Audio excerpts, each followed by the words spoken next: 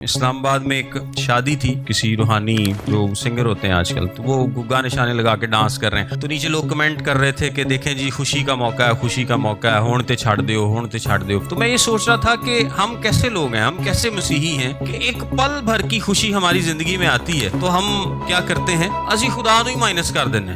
خدا نے ہماری خوشی کی خاطر نہ صرف اپنے بیٹے کو قربان کیا بلکہ اپنے روح کو بھیجا جو قبر تک ہمیں گائیڈ کرتا ہے۔ خدا کی سب سے بڑی خوشی کیا ہے جب گنہگار کیا ہوتا ہے، نجات پاتا ہے۔ آپ جب توبہ کرتے ہیں باپ بہت خوش ہوتا ہے، اس لیے کہ اس نے اپنے بیٹے کی قربانی آپ کے لیے دی تھی، اور بیٹے کی قربانی آپ کے لیے دینے کا مطلب یہ ہے کہ آپ نجات پائیں۔ اور جب آپ کے پاس موقع آئے تو تسی نکیاں خوشیاں لی، اور نکیاں خوشیاں میں اس لیے کہہ رہا ہوں کہ مہدی ہے نا تو کی 2-3 گھنٹے چ مکی جانی، کی خیال ہے؟ تسی بھی پھر ہوتے تو باقی سارے بھی ہوتے۔ چھوٹی چھوٹی پل بھر کی خوشیوں میں ہم سب سے پہلے کس کو مائنس کرتے ہیں؟ خدا کو مائنس کرتے ہیں۔ اگر ہم خدا کی حضوری میں گانے لگا کے ڈانس نہیں کر سکتے تو اس کا مطلب ہے کہ یہ کام باپ کو پسند نہیں ہے، اور آپ کو بھی پتا ہے کہ یہ کام باپ کو پسند نہیں ہے۔ تسی کہتے یار 2 گھٹ لا لیے، پی لیے، ڈانس کر لیے، یہ کہا خوشیاں نے نا، خوشیاں منانیاں نے، اب بڑے دن تو ویکھنا سائیاں نہ ہونا کی اگے جا کے۔ تو آپ اپنی خوشیوں میں باپ کو ہی مائنس کر دیتے ہیں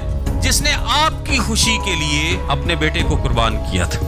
یہ کون سی خوشی، یہ کیسی خوشی ہے، یہ کیسی محبت ہے، یہ کیسے مسیحی لوگ ہیں کہ ایک چھوٹا سا مجھے موقع ملا ہے کہ جی میں خوش ہو سکوں جسمانی طور پہ، اور سب سے پہلا کام میں کیا کروں کہ میں باپ نو ہی سائڈ تے کردا، صرف یہ سوچ کے کہ لے ہن سارا ویلے پادری بنے رہیے، دعائی کرتے رہیے۔ یہ بہت غلط ہے، دس از سم تھنگ ویری رانگ۔ ایسا نہیں ہو سکتا کہ جس نے میری خوشی کے لیے اپنے بیٹے کی قربانی دی ہو، جب میں کسی بھی گل تے خوش ہوں میں سارا نہ پہلا انہوں سائڈ تے کراں، اور پھر جدوں میں ناچ نوچ ٹپ کے پھر اپنی ہوش چ واپس آواں تے پھر دعا کرن بہ جاواں کہ چلو وہ تے خوشی سی۔ تو اگر میری خوشی میں خدا ہی نہیں ہے تو وہ کون سی خوشی ہے؟ اگر آپ کے گھر میں کوئی فنکشن ہے اور آپ کا باپ ہی اس فنکشن میں نہیں ہے تو کون سا فنکشن ہے؟ جسمانی باپ نہیں ہے تو آپ کو فنکشن کر سکتے ہیں؟ سوال ہی پیدا نہیں ہوتا۔ زندہ ہے صحیح، آپ اس کی موجودگی کے بغیر کوئی فنکشن نہیں کر سکتے، تو روحانی باپ کی موجودگی کے بغیر کیسے فنکشن کر سکتے ہیں؟ اور آپ کیسے سوچ سکتے ہیں کہ آپ الٹے سیدھے گانوں پہ ڈانس کریں گے، ناچیں گے، کودیں گے اور آپ کا باپ